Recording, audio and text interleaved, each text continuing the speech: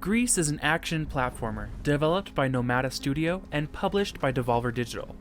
It was released on December 13th, 2018, and is also the first game that Nomada has developed, which may be surprising to some considering the extreme amount of polish and the masterclass visuals that the game has. From watercolor landscapes to an emotional soundtrack, if you sit down to play Gris, you are in for a treat. My name is Anthony Henderson with Hold Up a Minute Gaming, and let's get into the review, shall we?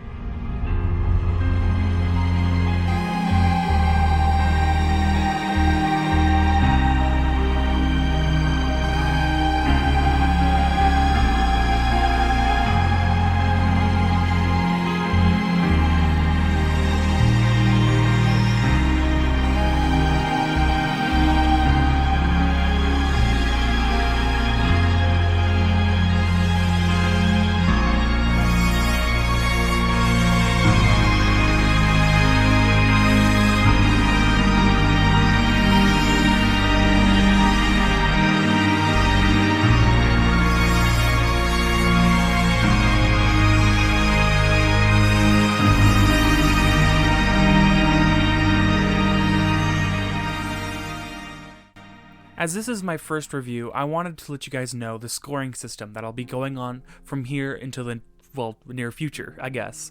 I'm going to be scoring games based on 4 things: story, gameplay, sound and music, and finally, graphics. All of those will get an out of 25 score, adding up to something out of 100. And at the end of the review, I'll give the official Hold Up a Minute Gaming score of buy it, wait for a sale, or ignore it. With that being said, story's up first. You play as the titled girl named Gris, who wakes up in the palm of a crumbling statue of a woman. She attempts to sing out, but quickly becomes choked up, and the statue's hands crumble, dropping her to the colorless earth below. What follows after is, without spoiling too much, a simply magical experience. I haven't played a game that made me feel as many emotions as Gris did in many, many years. Not since I played Journey, I would say. You can feel Gris's struggle to push towards the end from the beginning of the game, where she literally stumbles and falls as you are making your way through the dull world. The beauty of returning the color to a world devoid of it is absolutely breathtaking, and I personally cannot think of a game that does this concept as wonderfully as this. As is usual with this type of game, there is no dialogue, and it is left up to you, the player, to determine the story of the game. In some games, this can seem like a downfall, but Gris does this with such grace and fluidity that I bet you won't even mind. While there isn't much there is enough to make you feel like you need to get to the end, and I really appreciate that with this type of game. Story gets a 22 out of 25. Gameplay's up next, and let me just tell you, the controls in Gris are incredibly simplistic and tight. There was no moment in the game where I felt as if the controls hindered me at all. However, this brings us to a new point. The game is very, very easy. If you are looking for a challenging platformer, this game is definitely not for you. In fact, I can't remember a single moment in the game that was particularly challenging to get through. I personally would have preferred more difficulty, but I can see where the developers wanted to go with this. It is very much a sit down and relax game. Well, at least most of the time.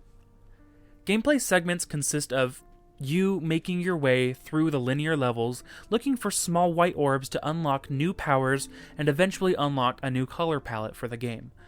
All of the segments in the game are, again, very, very easy. In some of the segments, there are some light puzzles, and by light I mean extremely light puzzles.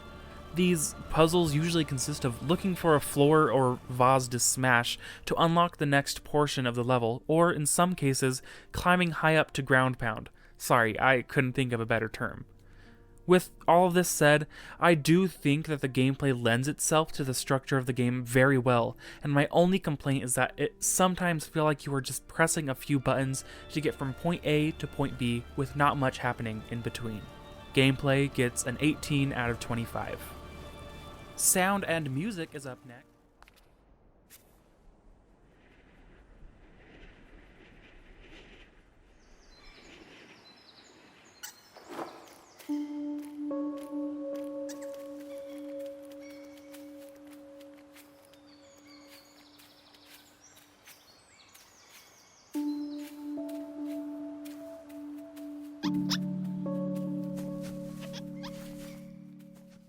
Let's start with the music. Spoilers, it is absolutely breathtaking. I have no complaints about the soundtrack in this game.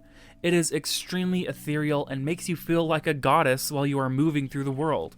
Berlinist, the composer for Gris, did an absolutely fantastic job with this soundtrack, and I urge all of you to check him out. Now onto sound. The sound design in this game is very subtle, but overall, fantastic. You don't hear much except Gris's footprint, and the occasional chime once in a while, but sometimes there is this phenomenal bass that kicks in at integral parts of the game. Later on, there are a few underwater segments, and the sound design from going into the water and hearing everything muffle around you is really cool. From the gorgeous soundtrack to the amazing sound design, there is nothing for me to complain about here. Sound and music gets a 25 out of 25. And graphics are up next. The art design in Gris is without a doubt genius. All of the colors blend extremely well together to make such a well put together and pleasing to look at game.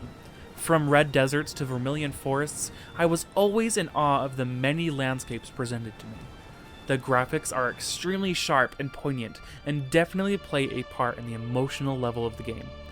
Everything seems to be hand-painted, with vibrant watercolor, and with the animations of everything in the game being so incredibly crisp, it brings the game over to the next level. When you are playing Gris, you feel like you were caught in an artist's dreams, and it gets no complaints from me. Graphics gets a 25 out of 25. Now onto the conclusion. Gris feels like a love letter to art, and stands in reason to be held on a golden pedestal for what video games can achieve artistically. If I had to choose one word to describe Gris, I would choose evocative. Not only because of the fantastic art, but the masterclass music, sound design, and intricately designed levels, all topped off with an emotional story that will leave you thinking about it for days. With an incredibly reasonable price point at $20, and it being available on PS4, Nintendo Switch, Mac, Windows, iOS, and Android, there is no reason not to give it a try.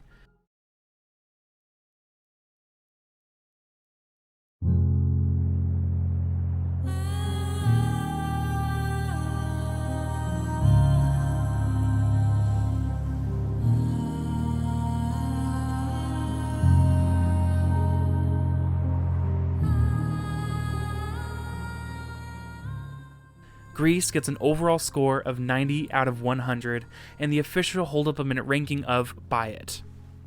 And there it is, the review of Gris. It's an absolutely fantastic game that I recommend 100%.